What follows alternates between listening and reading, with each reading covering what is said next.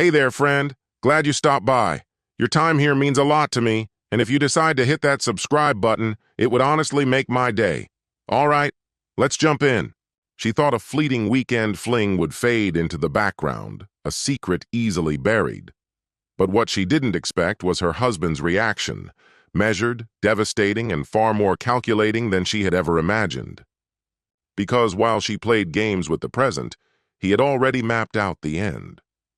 The first drops of rain tapped gently against the glass when Nolan Marks sat frozen in the center of his living room. His hands wrapped around a mug of untouched coffee, the warmth lost on the chill inside him. A soft jazz tune hummed from the kitchen speaker, each note somehow making the silence louder. Even the carefully curated decor, Cassandra's signature blend of soft earth tones and designer restraint, offered no comfort. It felt like the waiting room of a betrayal. The plan was simple: a quiet weekend at home, a break from the chaos. A running joke between them. But instead, Cassandra moved with practiced precision, tossing clothes into a travel bag like it was routine. She brushed a kiss onto his cheek, polite, indifferent, and murmured something vague about solitude and soul-searching. He didn't need to ask.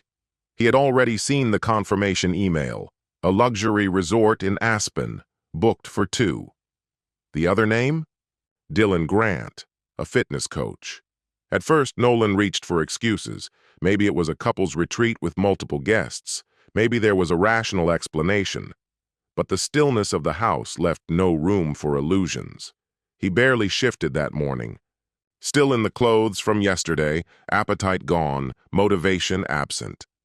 He could feel the break, not a crack, but a clean fracture.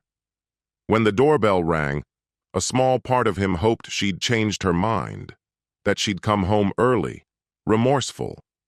Instead, it was his daughter, Emma, 19, wrapped in wool and trying too hard to smile. "Hi, Dad," she said brightly, too brightly. "Just thought I'd check on you." He moved aside, already sensing the truth. "She asked you to come, didn't she?" Emma paused.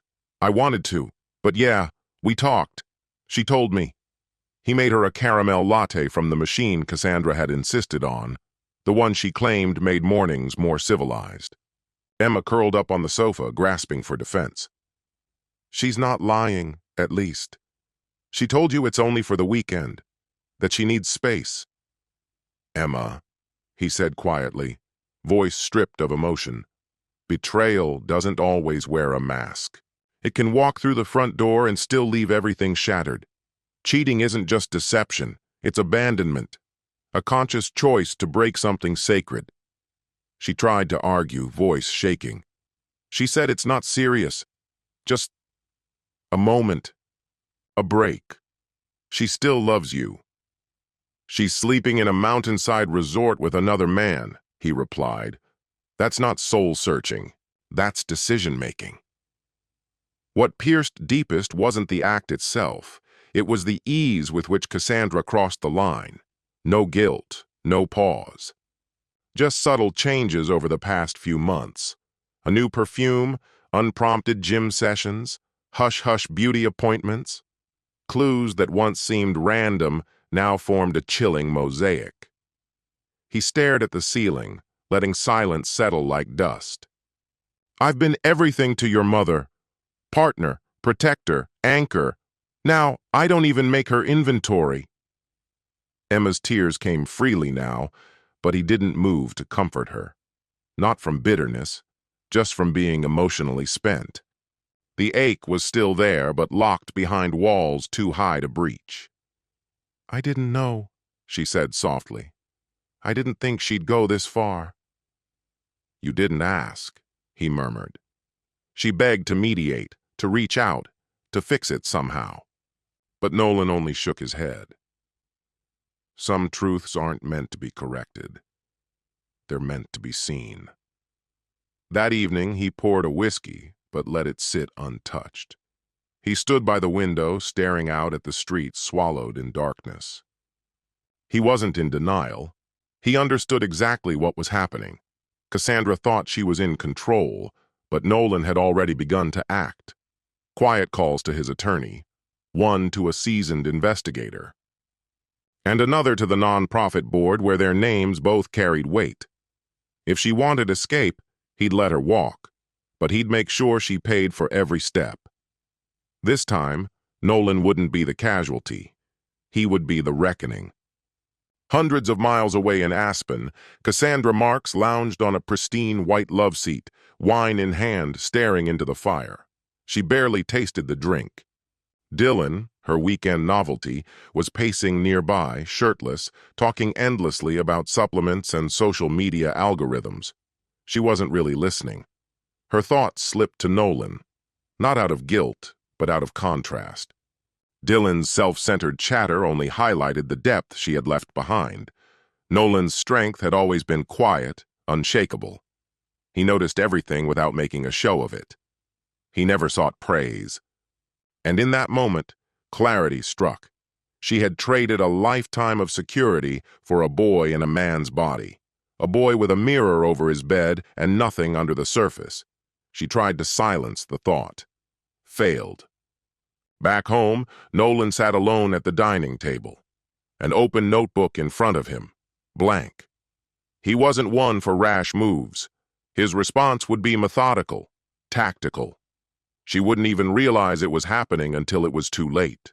He remembered all her tells, how her hands toyed with her wedding ring when she lied, how she angled her phone away, the subtle change in her voice. He used to ignore those signs. Now, he'd weaponize them. He called Terrence Kane, a PI known for discretion and results. "I need full documentation," Nolan said. "Times, images, everything." "You'll have it by Monday," came the reply. That night, Emma phoned her mother. The conversation was brief, strained. Cassandra sounded distant, barely present. "I'm all right, Em. Your dad just needs space. Perspective. Remember?" Emma didn't reply. She ended the call silently, tears cutting fresh paths down her cheeks. Her mother no longer sounded like the woman who raised her. She sounded like someone who had changed lives and wasn't looking back. Sunday came quietly. Nolan was up before sunrise, dressed with care, black slacks, a pressed shirt. In the garage, he opened a dusty box labeled Projects.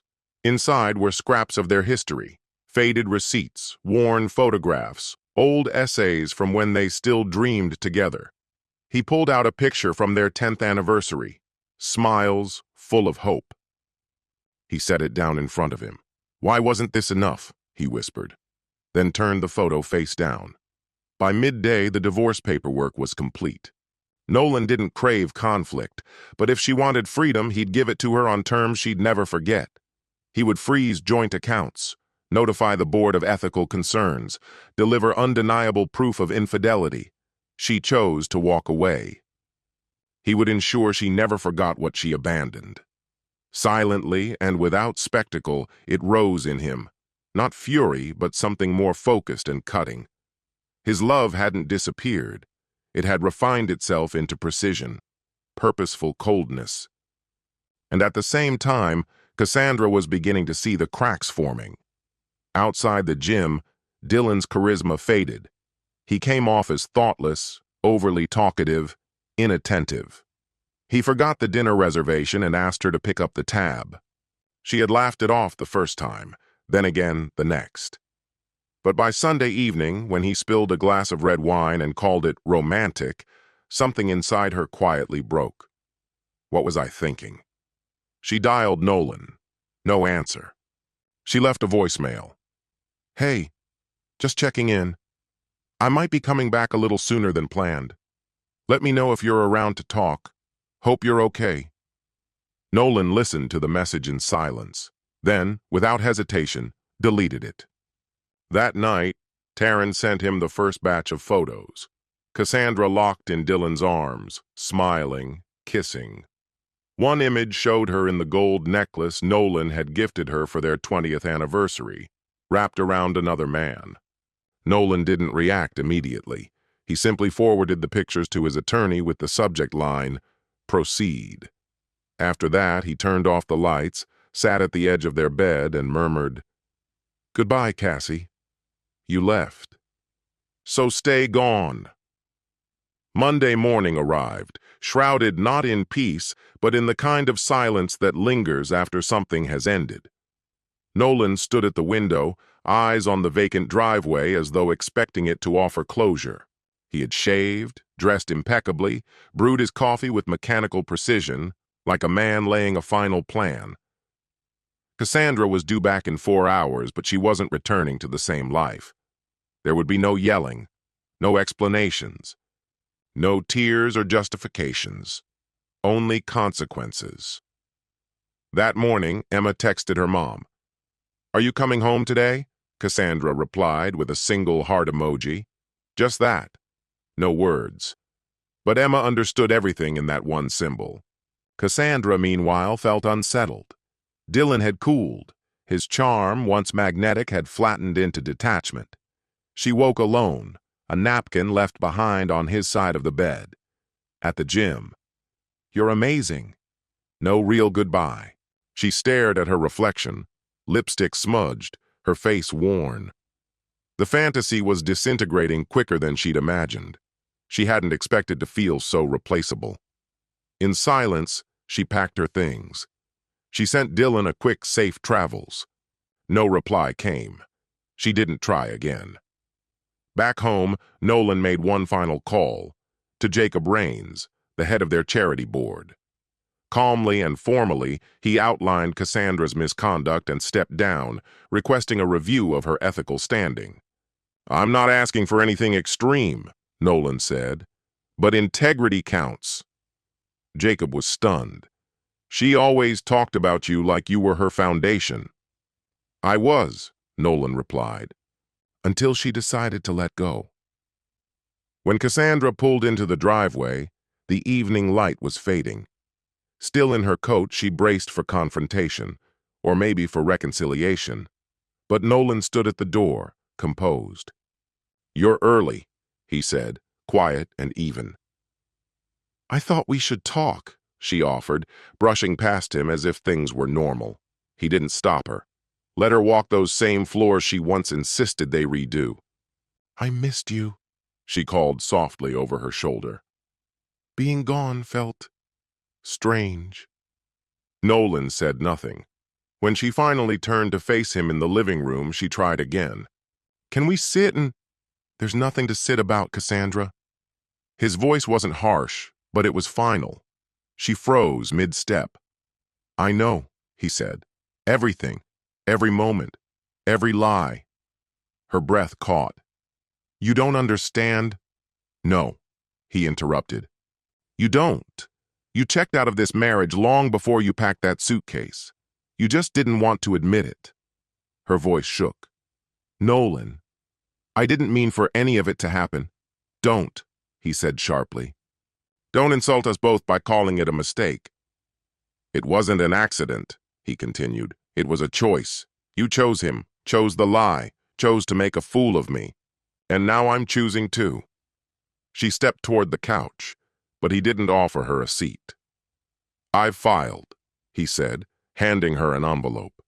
"Divorce, legal separation, asset division. It's all in here. My lawyer's information is included." Her hands trembled. "You're serious?" "I'm done letting you steer this into destruction," he said, taking a step back. "It's my turn now." Tears brimmed in her eyes. "You're ending 22 years because of one mistake?" "No," he said, almost a whisper. "You ended it the moment you believed I wouldn't." She collapsed onto the couch as if gravity had tripled. "I was confused. I needed space. I didn't know what I wanted." "You wanted Dylan," Nolan said, voice rising for the first time. "You wanted excitement, validation, and you got it. Good for you." He turned and walked toward the hall. She stood, desperate. "Please, we can still fix this." Without turning, he answered, "You fix cracks, not stab wounds." That night, Nolan slept in the guest room. He didn't toss or cry, just stared at the ceiling, letting the weight of it all settle. Cassandra stayed downstairs, gripping the envelope, rereading it over and over like the words might change. Her hands were still trembling when dawn broke. By then, Nolan had already accepted the truth. He had chosen clarity. And now, it was time to rebuild from the ashes of betrayal. The weeks that followed blurred into cold silence, like wind slicing through barren trees, swift and merciless, stripping Cassandra's world to its bones. But Nolan moved with intention. Every decision was clean, every breath controlled. He never shouted, never lashed out. He dismantled their life one deliberate step at a time. At first, she tried. She begged, pleaded, cried. Showed up at his office with his favorite lunch, scribbled apologies on sticky notes, even booked a therapy session without asking. Nolan said nothing. One evening, she opened their shared closet and found it hollow. Empty of clothes, scent, presence. She stood there, whispering, "You're really not coming back, are you?" Nolan, sorting through documents at his desk, didn't even glance up. "There's nothing left to come back to." "But I'm your wife." "You were," he replied gently. Her biggest failure hadn't been the affair. It was the assumption that Nolan would always bend, that his loyalty would outweigh her betrayal. She had confused his calm for weakness, and that was her final, fatal error. Cassandra never grasped the truth. When Nolan withdrew, he didn't simply retreat. He unraveled, thread by thread. In the silence of separation, he began quietly reclaiming pieces of himself he had long abandoned. The guitar, once a fixture of their dusky living room, found music again beneath his fingers. His dusty hiking boots were pulled from the closet, laced with care. On weekends, he'd vanish beyond the city limits, seeking solitude among trees and stone, alone, at ease, healing. Eventually, he reconnected with someone from long ago, Elise Holloway, his old business partner. The same woman Cassandra once found too close, too warm. Nearly 10 years had passed since they'd last spoken. Over coffee, Nolan felt something stir, not romance, not yet, but a reminder that he was still seen, still real, not erased. Whispers reached Cassandra. A neighbor mentioned spotting Nolan and Elise strolling by the lake. "She was laughing," the neighbor said, "and he looked lighter." Those words stopped Cassandra cold. That same evening, she showed up at Nolan's door. "Are you seeing her?" she demanded. "I'm talking to her," he said evenly. "Something I haven't been able to do with you in years." "She's always wanted you," Cassandra hissed, voice tight. "No," Nolan replied, quieter now. "She valued me. That's why I distanced myself. But after what our marriage became, I don't owe you anything." Her face crumpled. "You're really going to throw away 22 years?" "I'm not erasing them," he said. "I remember every detail, every argument, every moment I hoped you'd look at me the way you once did." He exhaled. "But I see myself clearly now, and I've waited long enough." Meanwhile, Emma hovered on the periphery. Torn between two parents, she withdrew into silence. Calls from home went unanswered. When she did pick up, her voice was clipped, cautious. One evening, the dam broke. "You said it wasn't an affair," she told her mother. "But I saw the photos. You were smiling at him like he was your whole world." Cassandra faltered. "I didn't want to lie." "But you did," Emma interrupted. "You thought I'd just fall in line, like always." The stillness that followed wasn't angry. It was worse. It was final. Cassandra felt her daughter slipping away too. Weeks later, her nonprofit board voted to suspend her. The official reason: conduct undermining public trust. Quietly, she stepped down. Shamed. Her efforts to control the narrative only made things worse. Once the star of fundraisers and black-tie dinners, Cassandra now seemed like a faded photograph, edges curling, color draining. And Nolan? Nolan was waking up. He hosted a backyard barbecue for his colleagues, pulled out his guitar again, laughed with abandon. Elise, always just at the margins, watched quietly. But it was clear, he wasn't just surviving, he was becoming whole. One afternoon, Cassandra sat in her car across the street, unnoticed. Emma was there, paper plate in hand, laughing with Nolan, throwing her arms around him. Cassandra felt the truth settle deep in her chest. There was nothing left for her here. Because everything she once had moved on. Autumn descended, crisp and vivid. Leaves burst in reds and golds along sidewalks. The scent of wood smoke curled through the air. Nolan Marks stood before a mirror, adjusting his tie. Not for anyone else, for himself. It was his first event since stepping down from the foundation. This time, he wasn't behind the microphone. No spotlight, no performance. Just a man reclaiming his presence. Elise would be there too. Their connection had grown, carefully, honestly. No pretense, no rush. Just two people building something steady from the past. Elise never asked for more than he could give. And maybe that's why Nolan found himself giving freely again. His healing wasn't neat, but it was real. That night, as glasses clinked and laughter filled the room, heads turned when Nolan walked in. Cassandra used to be the center of attention, but Nolan's energy had shifted. No longer polished, but grounded. Not showy, magnetic. Elise saw him first. Her smile met him halfway. "You made it," she said, brushing his wrist with her fingers. "I had to," he answered. "For me." Elsewhere in the city, Cassandra sat alone in the house they once shared. Half the closet was empty now. His books still lined one shelf. His favorite mug sat untouched. The silence wasn't sharp anymore. It was hollow. She'd tried to date again. A colleague, a man from her gym. Nothing held. Not because of what she'd done, but because of what she'd become. Fragmented. Diminished. Ashamed. One evening, she opened a drawer and found the necklace Nolan had once given her, back when there was still warmth between them. She hadn't worn it on that trip to Aspen. Dylan, the man she'd gambled everything for, had given her a bracelet that had already lost its shine. But this necklace still caught the light. It still held meaning. She clutched it to her chest and wept, not with drama, not for effect.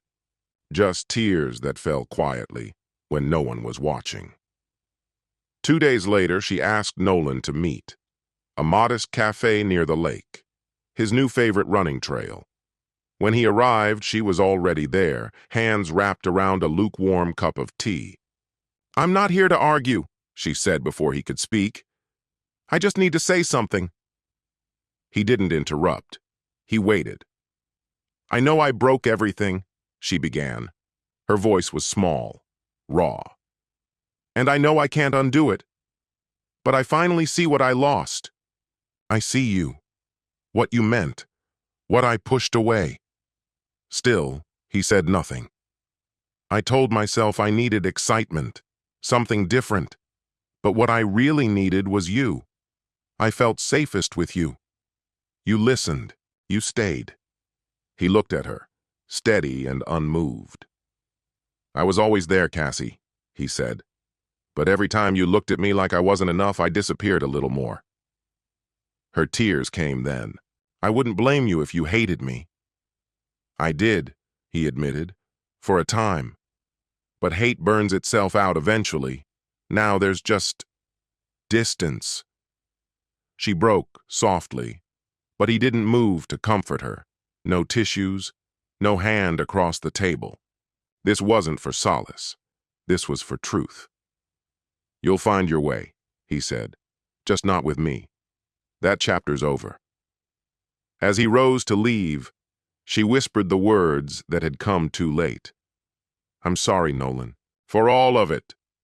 He paused at the door, gave a quiet nod, and walked away. Later that night, Nolan lit a single candle on his windowsill, not in mourning, but in remembrance. 22 years of love, loss, betrayal, and hard-earned clarity. He breathed it all in, then let it go. A message from Elise lit up his phone. Still good for the lake tomorrow? His reply was simple. Wouldn't miss it.